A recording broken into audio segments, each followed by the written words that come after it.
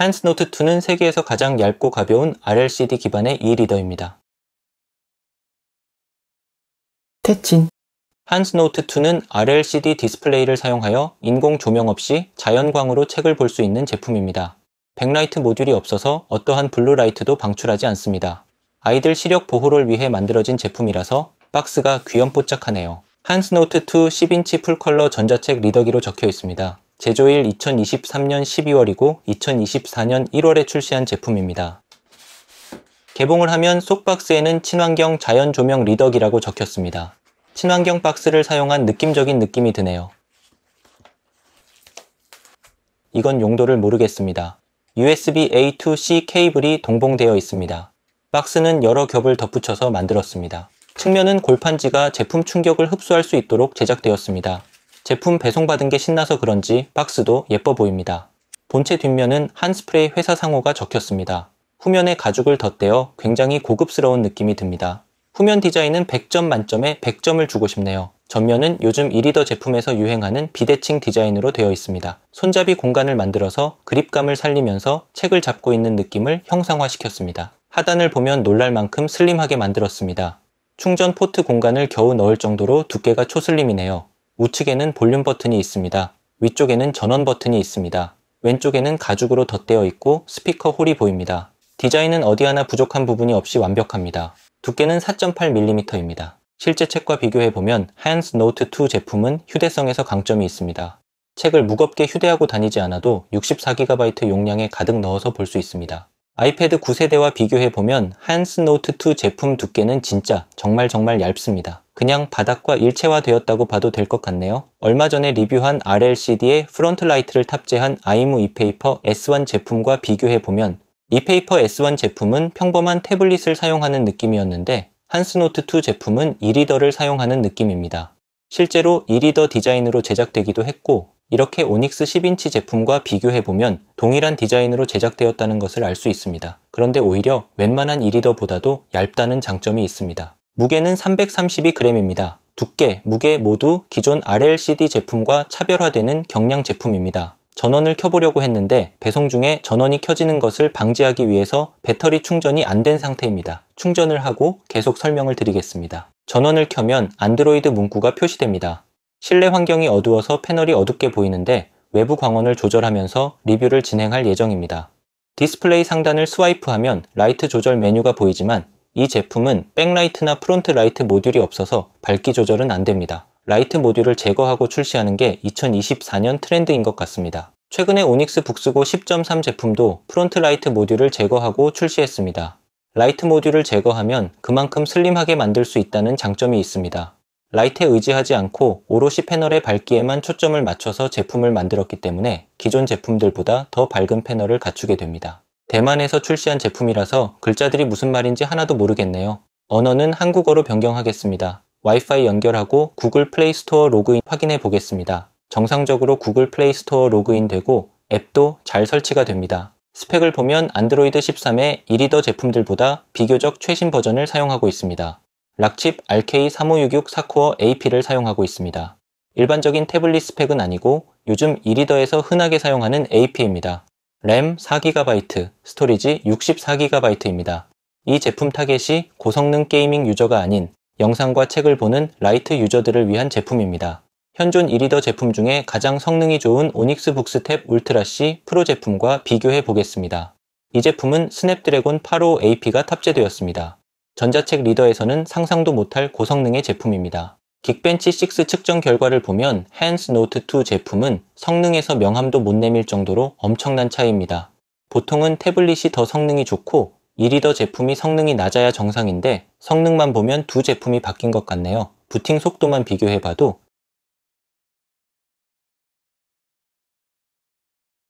탭 울트라 C 프로 제품이 더 빠릅니다. 그러나 아무리 성능이 좋다고 해도 e-리더 제품은 이잉크 디스플레이의 한계를 벗어날 수는 없습니다. 탭 울트라 C 프로 제품에서 세로 고침 속도를 최대로 빠르게로 변경했습니다. 탭 울트라 C 프로 제품은 최대 속도로 세팅한 상태입니다.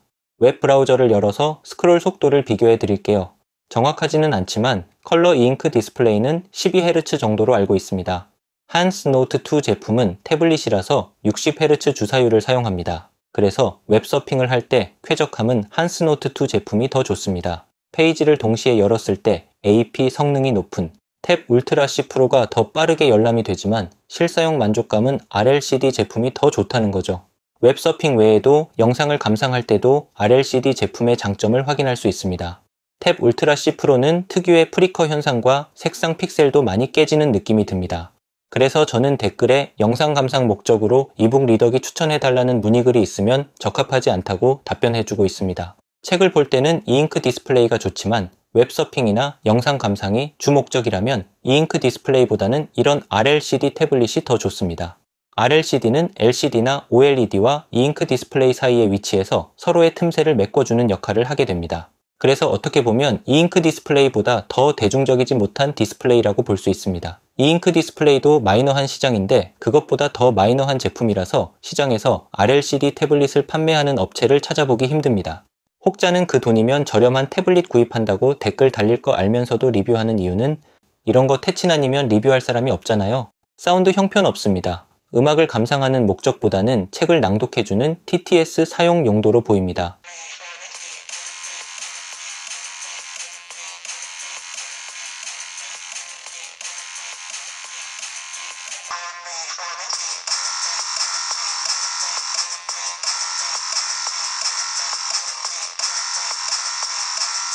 사운드가 형편없다고 리뷰했던 PC 미니 듀얼 디스플레이 윈도우 태블릿 사운드가 더 좋게 들리니까 말 다 한 거죠. 디스플레이 해상도는 1600x1200입니다.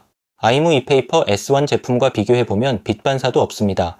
S1 제품은 디스플레이 위에 터치 패널이 있어서 글자 위에 유리층이 있어서 공간이 있었는데요. 한스노트2는 온셀 방식으로 디스플레이와 터치 패널을 합쳐서 글자가 디스플레이 위에 있는 느낌이 듭니다. 디스플레이 자체는 훌륭합니다. 덕분에 이페이퍼 S1 때는 느끼지 못했던 가독성이 한스노트2에서는 살짝 아쉽게 느껴집니다.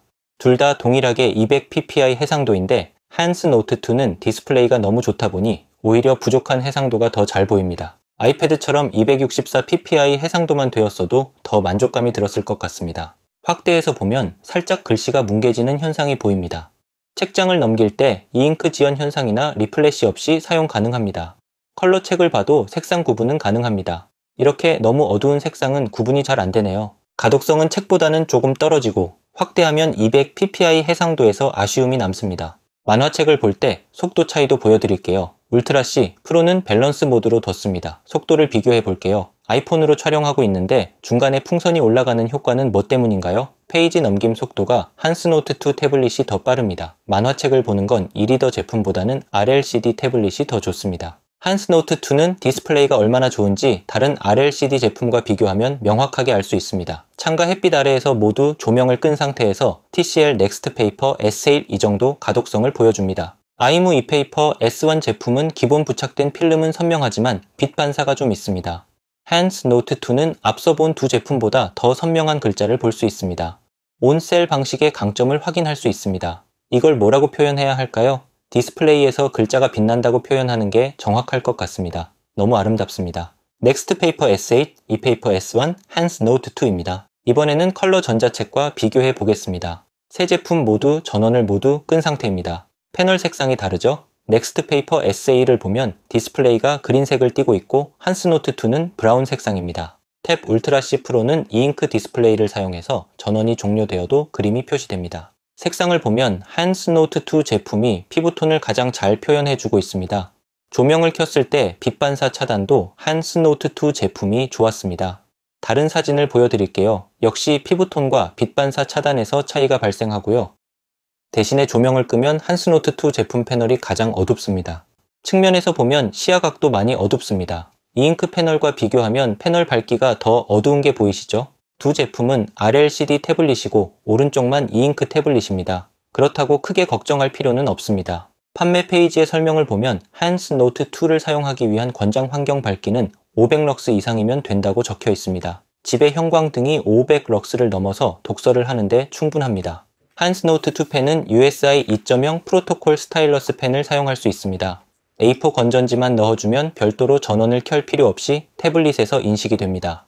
스퀴드 앱에서 보여드릴게요. 저번에 리뷰한 아이무 이페이퍼 S1 제품은 펜 동작에 문제가 있었습니다. 한스노트2는 펜선이 끊기는 현상도 없고 잘 동작이 됩니다. 다른 펜도 구매했는데요. 레노버 USI 펜 2입니다. 이 제품도 A4 건전지가 들어갑니다. 3개의 펜을 모두 보여드릴게요. 첫 번째 펜은 페노발 USI 2.0 스타일러스 펜입니다.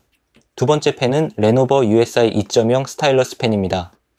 세 번째 펜은 아이뮤 MPP 스타일러스 펜입니다. 세 펜 모두 정상적으로 인식이 되고요. 새 필도 보여드릴게요. 첫 번째 펜은 페노발 USI 2.0 스타일러스 펜입니다. 두 번째 펜은 레노버 USI 2.0 스타일러스 펜입니다. 세 번째 펜은 아이뮤 MPP 스타일러스 펜입니다. 새 필도 잘 동작이 됩니다. 플렉슬 앱에서도 보여드릴게요. 역시 깔끔하게 동작되네요. 펜 사용할 일이 많다면 이 페이퍼 S1 제품보다는 한스노트2 제품이 더 좋은 선택이 될 것 같습니다. 이제 단점을 말해보려고 하는데요. 구입을 추천드릴 수 없을 정도로 심각한 단점입니다. 배터리 측정 앱에서는 정확히 표기가 안 되는데 2200mAh 배터리를 탑재했습니다. 아무리 백라이트 모듈이 없는 RLCD라고 해도 10인치 체급에 맞지 않는 저용량의 배터리입니다. 배터리 측정 결과 2시간 38분 측정이 되었습니다.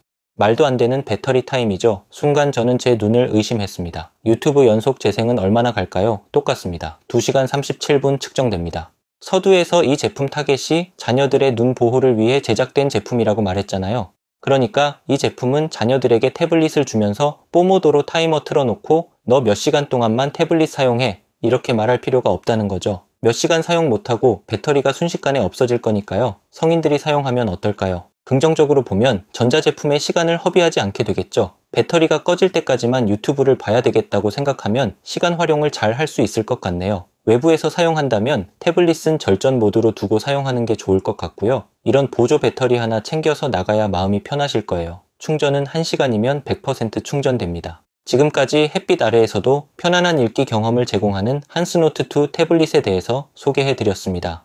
이 페이퍼 S1 태블릿처럼 프론트 라이트를 탑재하진 않았지만 수려한 디자인에 슬림한 두께가 매력적인 제품이었습니다. 그러나 배터리가 오래가지 않는 심각한 단점도 보여줬습니다. 저는 만족스럽게 사용하고 있지만 추천은 못할 것 같네요. 영상이 흥미로웠다면 좋아요 버튼만 눌러주세요. 다음에 또 봐요.